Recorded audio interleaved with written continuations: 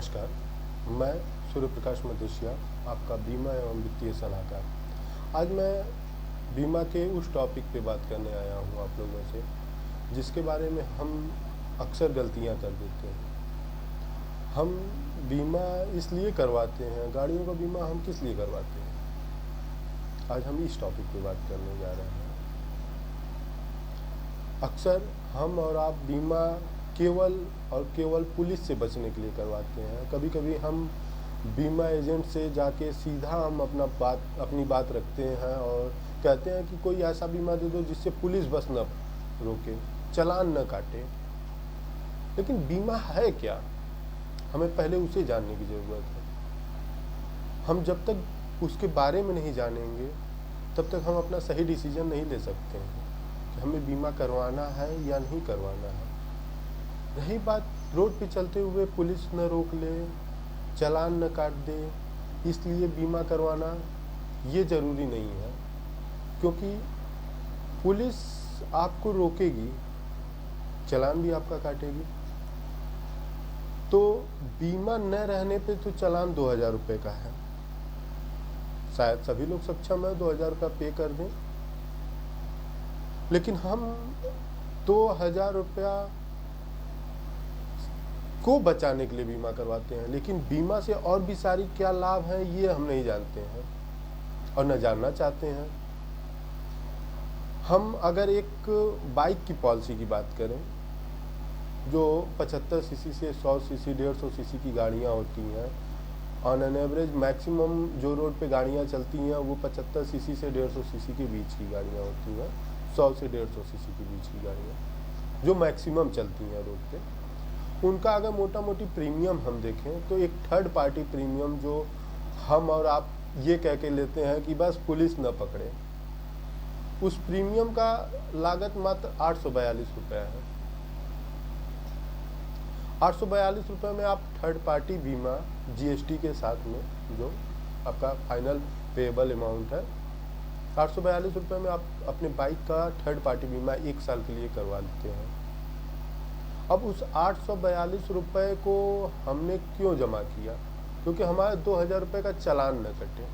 लेकिन 2000 रुपये का चालान ही उसका केवल प्रॉफिट नहीं है, उससे बहुत सारे उसके प्रॉफिट हैं। बीमा सबसे ज़्यादा ज़रूरी क्यों है ये हमें जानना ज़रूरी है। बीमा रहने के लिए गवर्नमेंट क्यों तरह तरह के नियम लाते रहते हैं, क्यों चालान काटती है बीमा गाड़ी का नहीं रहने पे? क्या वो फुल बीमा चेक करती है? नहीं, वो कभी भी आपका थर्ड पार्टी बीमा होना कंपलसरी करती है। क्यों? क्योंकि हमारा जो गाड़ी है उसके हम स्वामी हैं। अगर हमारे गाड़ी में कोई डैमेज होता है तो कोई दिक्कत नहीं है, उसे हमें सहना है। हम जब चाहे गाड़ी बनवाना चाहे बनवाएं, न बनवाना चाहे उसे खड़ी कर दें या उसे हम रीसेल कर दें। बहुत सारे ऑप्शंस हैं हमारे पास, लेकिन वो हमारी गाड़ी है, हम उसे देख सकते हैं कि हमारी गाड़ी 1 लाख की थी, 1.5 लाख की थी, कितने की थी, वाट एवर जो भी कीमत था उस गाड़ी का, हम मैक्सिमम कीमत अपना मान लिए कि हमारा नुकसान होगा तो इतना रुपया नुकसान होगा, हम उसको सह सकते हैं। लेकिन थर्ड पार्टी करने के लिए क्यों गवर्नमेंट आपको प्रेशर करती है? क्यों बार बार पुलिस उसको आपके पेपर को चेक करता है? थर्ड पार्टी आपका बीमा, कम से कम थर्ड पार्टी बीमा है कि नहीं? आप फुल करवाएं ना करवाएं, वो उससे कोई गवर्नमेंट को नहीं लेना देना है, कुछ नहीं लेना देना। क्या लेना देना है? हम सीधी भाषा में समझे तो हमें आपकी गाड़ी के साथ क्या होगा क्या नहीं होगा इससे हमें क्या मतलब है? वो आपका सामान है ना, उसकी सुरक्षा की जिम्मेदारी आपकी है। लेकिन थर्ड पार्टी बीमा के बारे में हम जानते हैं। थर्ड पार्टी बीमा इसलिए गवर्नमेंट कहती है कि आप कम से कम अपनी गाड़ी का थर्ड पार्टी बीमा करवा के रखें, क्योंकि आप सामने जा रहे हैं रोड पे, बहुत सारे कारण हो सकते हैं एक्सीडेंट के।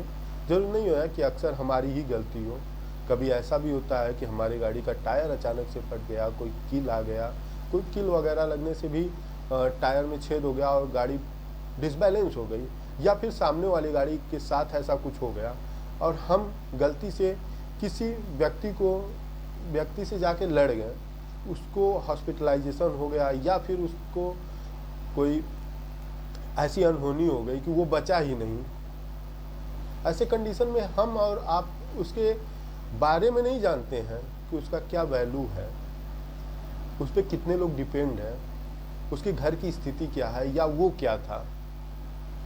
ऐसे कंडीशन में अगर हो सकता है कि वो एक छात्र रहा हो, मेधावी छात्र रहा हो या MBBS की तैयारी कर रहा हो वो लड़का, तो उसका फ्यूचर में क्या, उसकी फ्यूचर की रिस्पॉन्सिबिलिटी क्या होती, या फ्यूचर में वो क्या कर लेता, क्या हासिल कर लेता।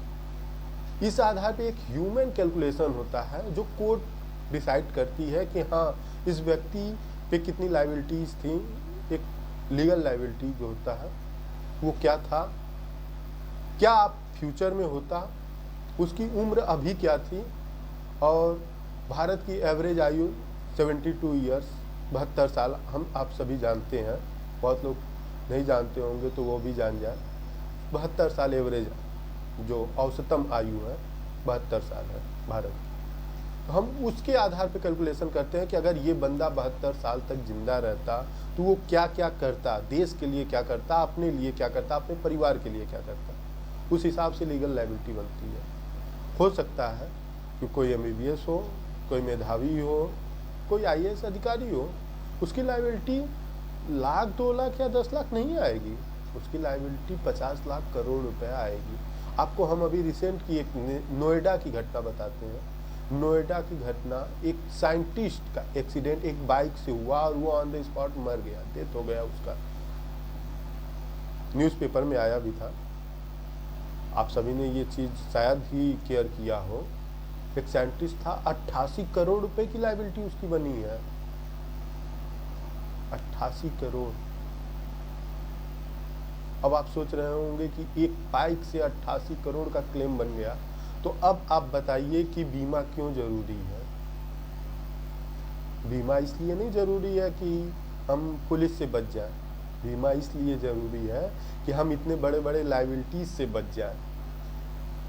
हो सकता है 85 लाख लायबिलिटी आए, हो सकता है कि आपके पास वो 50 लाख रुपए ना हो, और बहुत कम ही चांस है कि जो 100 सीसी की बाइक लेके चल रहे हैं उनके पास 50 लाख रुपया हो, बहुत कम चांस है।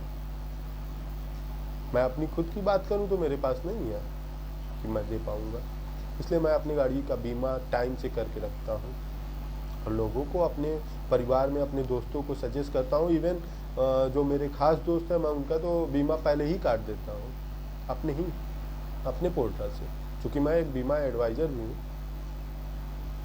मैं अपने ही पोर्टल से बीमा कर देता हूँ उनसे पेमेंट बाद में ले लेता हूँ। क्यों?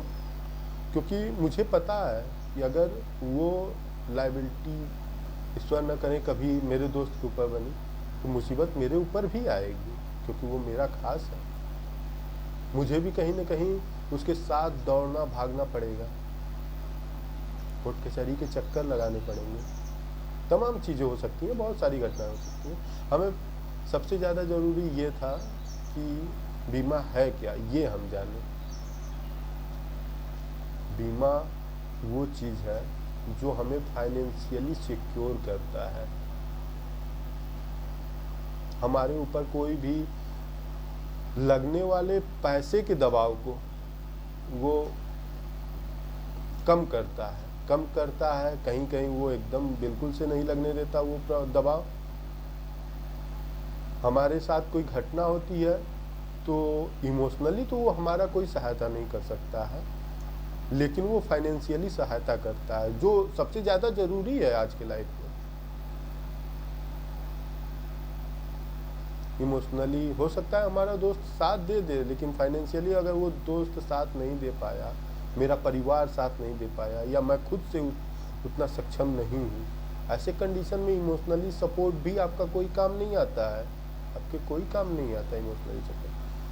अगर आपके साथ कुछ हो जाए और उस कंडीशन में क्या होता है, लोग आते हैं सहानुभूति देते हैं, कुछ लोग पैसे से भी मदद कर देते हैं फाइनेंशियली अगर आपको ज़रूरत है तो, कुछ लोग नहीं करते हैं, लेकिन क्या वो उनके थोड़े से सपोर्ट से आपका पूरा सपोर्ट हो जाता है? नहीं हो पाता है। इसलिए बीमा ज़रूरी है।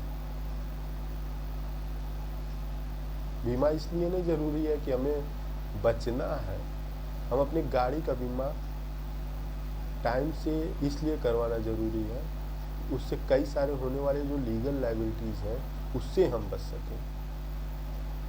मेरे मोहल्ले की बात है, मेरे अपने मोहल्ले की बात है। हमारे पूर्व प्रधान जी थे गांव के, उनका भी लखनऊ में एक्सीडेंटल डेथ ही हुआ था और कोर्ट में केस चला था। सामने वाले गाड़ी के ऊपर 90 लाख रुपए का क्लेम हुआ। क्यों हुआ? क्योंकि वो ग्राम प्रधान थे और साथ ही साथ उनका बड़ा परिवार था, पूरे परिवार की लायबिलिटी उनके ऊपर थी और वो समाज सेवा भी करते थे। कुछ एनजीओज भी उनके नाम से थे, जो संस्थाएं चलती हैं आज भी हैं और लोगों के अनाथ और वृद्ध लोगों का सेवा करते थे। ऐसे कई सारे परिवार उनके ऊपर लायबिलिटी थी, जिसकी वजह से 90 लाख रुपए का उनका कंपनसेशन देने के लिए सामने वाले गाड़ी के ऊपर, अगर वो सामने वाला गाड़ी मालिक बीमा नहीं करवा रहा होता तो क्या होता उसके साथ? सोचिए, उसको तो शायद अपनी गाड़ी, अपनी कुछ ज़मीन भी बेचने पड़ते। हो सकता है कि 10-20 लाख रुपए खाते में रखा रहता, उसको भी देना पड़ता उसको, इससे ज़्यादा तो खाता है। मुझको नहीं लगता है कि सेविंग अकाउंट में किसी के भी पास पैसा होगा। सेविंग अकाउंट में अंबानी जैसे लोगों के पास भी पैसा नहीं रहता है क्योंकि वो लोग तो ज़्यादातर ज़्यादा इन्वेस्ट करके रखते हैं बिजनेस में। और कोई भी है, हम आप कोई भी हो, 10-20 लाख रुपए सेविंग अकाउंट में रख लें मैक्सिमम, अगर वो भी बहुत ज़्यादा पैसा है तब। इसके बाद तो हम इन्वेस्ट करते हैं, उसको सेविंग अकाउंट में नहीं रखते हैं, कहीं ना कहीं इन्वेस्ट करते हैं, उससे लाभ लेते हैं। कहीं ऐसी जगह इन्वेस्ट करेंगे या एफडी में करेंगे, कुछ भी करेंगे, बहुत कुछ करते हैं। कभी सोना ले लेते हैं, कभी कहीं ज़मीन ले लेते हैं, कोई प्रॉपर्टी ले लेते हैं। कहने का मेरा मतलब ये था कि फाइनेंशियली सिक्योर होना बहुत ज़रूरी है। फाइनेंशियली सिक्योर हमें केवल और केवल एक बीमा की पॉलिसी ही दे सकती है। धन्यवाद। आज का ये वीडियो पहला वीडियो बना और बहुत बड़ा बना, और आप लोग इस वीडियो को पूरा देखें, इसके लिए बहुत बहुत धन्यवाद आपका। और आगे ही ऐसे भी और इंटरेस्टिंग वीडियोज़ लाते रहेंगे, आपको और भी सारी जानकारी देते रहेंगे। नमस्कार।